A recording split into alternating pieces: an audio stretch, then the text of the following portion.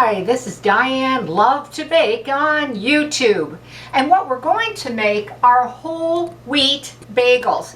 Now, if you don't like whole wheat, you might want to check out my other videos that I have on cinnamon raisin bagels. I have sesame seed bagels. I believe I have plain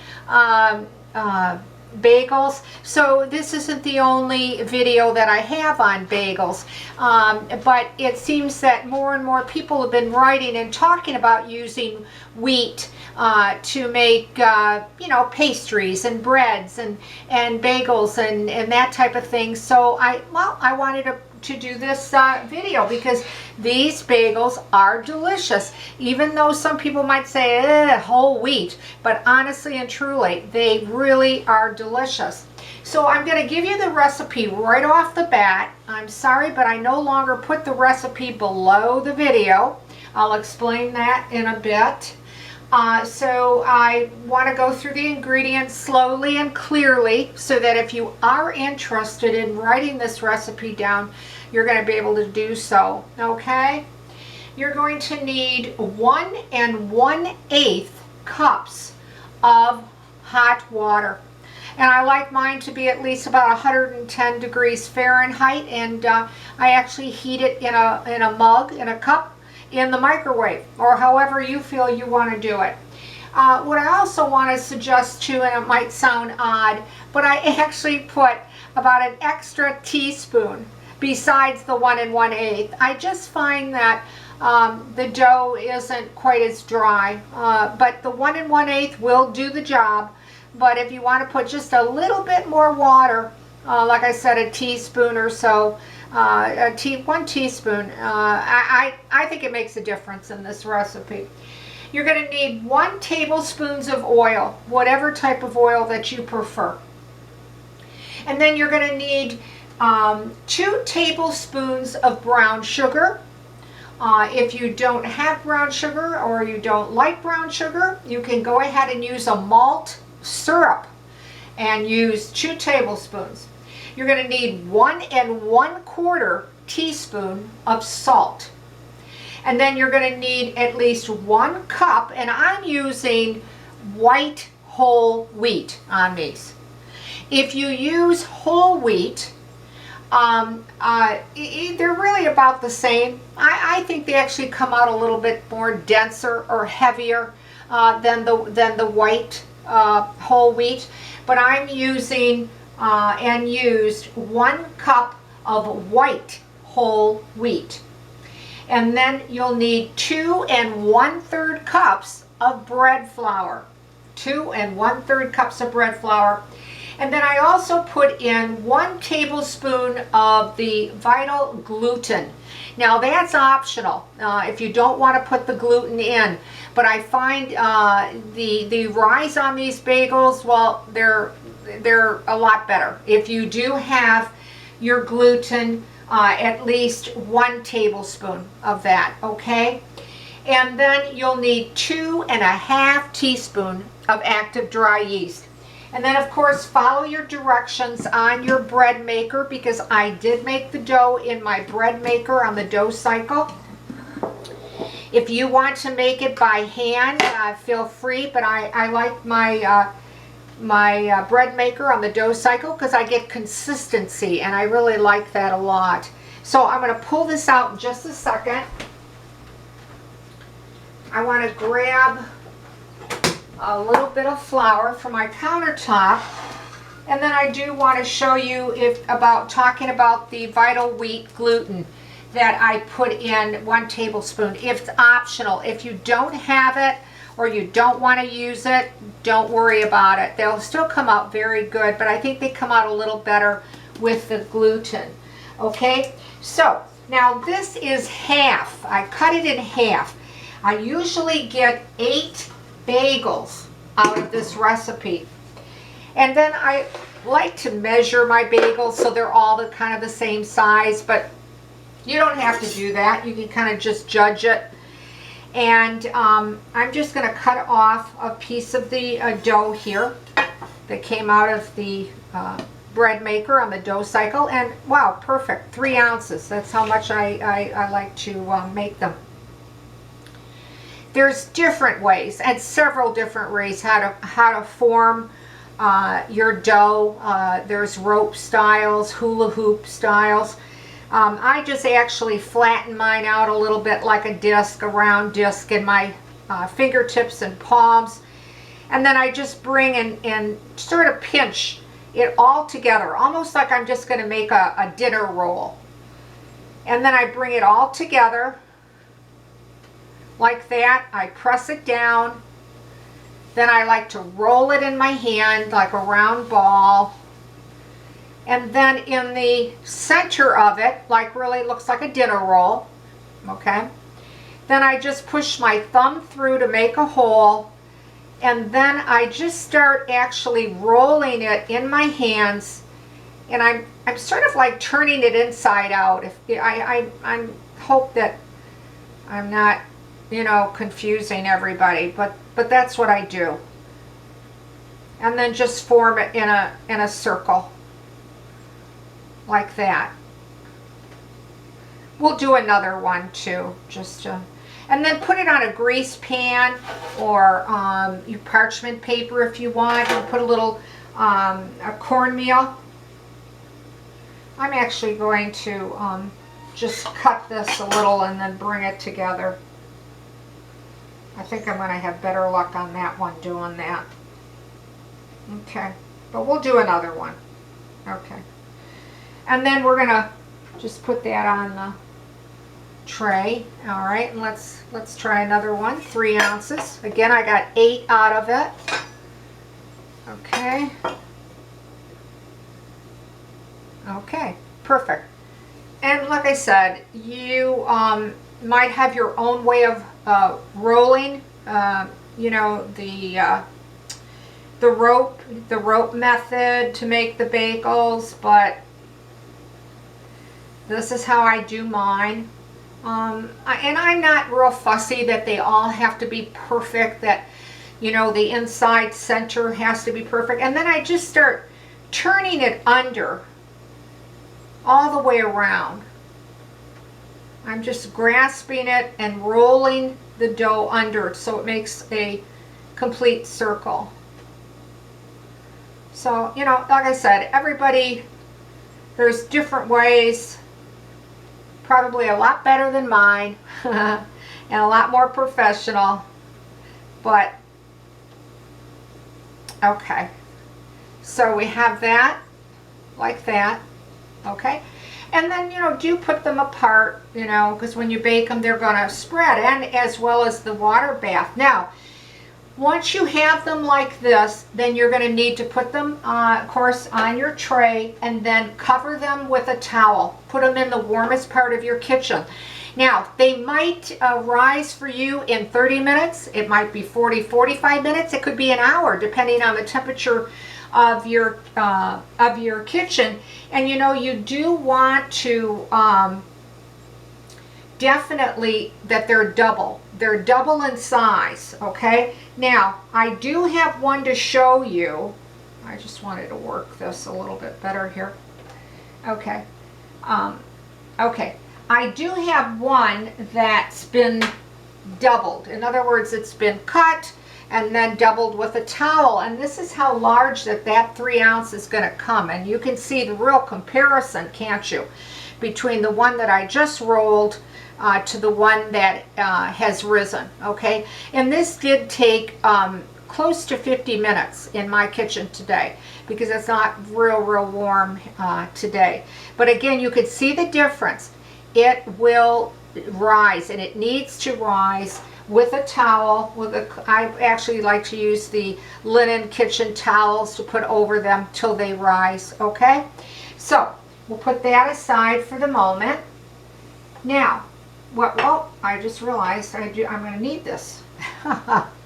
Okay, the next thing is once that you do this, they rise, whether it takes you, like I said, 20 to an hour, 20 minutes to an hour. They'll look like this. Then you're going to have to set up a water bath. And in the pot here, as you see, I can, besides, whoa, getting a good facial, it's boiling. It's rolling, boiling, okay? And you're going to put the bagel, the top side down first. And I'm going to ask my little Alexa here, Alexa, set the timer for 1 minute, please. 1 minute, starting now. Okay. And after 1 minute, when my timer goes off, and I shut my timer off, then I'm just going to use my slotted spoon and I'm going to turn it over for another minute. Now you can do 1 minute and 30 seconds if you want, you know, that kind of thing. You're going to be able to see and judge, but I find 1 minute on each side is about right, especially if you've got a rolling boil like I do. I mean, this water is hot. Now, I don't put any sugar in my water, but some people do like to put a little bit of a teaspoon or so of granulated sugar in their water. Feel free to do that if you want. I don't particularly want to do that, but you can do that. And you don't want to overcrowd your pan. I generally do in this particular pan, I do only about 3. I can get 3 where they're not, you know, really tight, that they can move around. Alexa, stop. And then after that minute's up, I'm just going to take it and flip it over. Alexa, set the timer, 1 minute. 1 minute, starting now. And now the top is on the upside. And the reason I do that is because when the timer goes off again and that 1 minute is passed, it'll be ready to just, you know, it'll be the top side that I want. And then I put it on a cooling rack till they dry a little bit. And then once that they dry up, I like to glaze them with an egg glaze. If you don't want to use eggs, you can use egg whites. You can use your favorite oil on it. I've seen some people that have actually used spray oil, you know, out of the aerosol cans of oil, if you know what I mean, and glaze them with that. Now, you can put sesame seeds on top if you want. You could put poppy seeds on it, whatever, but being there, to me, they're just a whole wheat plain bagel. I don't, I like to glaze them with my egg. Alexa, stop. Okay, my timer's up, and then just with your slotted spoon, as you can see, they will puff up. They really will once that you put them in the water bath. I'm gonna shut my hot water off here and put that top on. But you can really see, again, look at the comparison between, you know, the bagels that I just rolled without the rise. So that's your water bath, about 1 minute or, you know, 1 minute and 30 seconds on each side. That's fine too. And then just let them drain a little bit. Then once that they drain a little bit, then I like to glaze them, you know, with my egg wash. Okay, and then you want to bake them at 400 degrees, and they could come up anywhere from 15 to 20 minutes. So do check them. These particular bagels, though, will have more a light tan. They don't come up real super golden brown because they're whole wheat. But what's nice about them, they have like a slightly tan color, but the texture will be a little coarser. But the flavor is fantastic. It kind of gives a slightly nutty flavor to the bagel because of the whole wheat. So let me wash my hands quickly here, because I'd like to show you after what they look like once they're baked up. And this is how they turn out. They really come out beautiful. You can see the nice size that they are. The bottoms are nice. These are nicely golden brown. The outside will have a let me grab one. And as I noticed too, you can tell that this hole kind of closed up. So they're not perfect, but they taste delicious. And I like that if they are a little bit different, because I think they look homemade. But if you're, maybe, more of a perfectionist, then, you're not going to like when that happens. But it doesn't bother me, and my friends and relatives that eat my bagels, well, they think they're really delicious. So anyway, it'll have a nice, it's a semi-hard top, but you can see me pushing on it, so it's not real, hard and dense on the outside. Let me do this. Let me cut into this bagel. I'm going to cut it over to the side here to show you and you can see they're not real dense. Now, they're going to be a little bit more dense than when, say, you make the cinnamon raisin bagels with bread flour or that kind of thing. But still, the white whole wheat that I like to use, I think they come out a little bit lighter than just your whole wheat. And then I don't know if you can see when I'm actually pressing on it how it comes back. And then to just try to flake the inside here a little bit for you. They have a great chew to them. They're great with cream cheese or to slice them and toast and then put your favorite jelly or preserve on them. You can make great sandwiches out of them for lunch. I do that too. And then, there's so many uses for them. So, but do remember, especially if you haven't made bagels before, that you want to, cut to your size, shape them, cover them, let them double. Then you saw what they look like once they're risen. Then put them in your water bath for that 1 minute on each side. Drain it. Then put whatever topping that you want or glaze it. Put it on a greased tray or parchment paper and bake it at 400 degrees, anywhere from 15 to 20 minutes. And you'll have 8 delicious whole wheat bagels that you've made at home. And they are really delicious. They really are. And you know what? They're a little bit of work to put them together.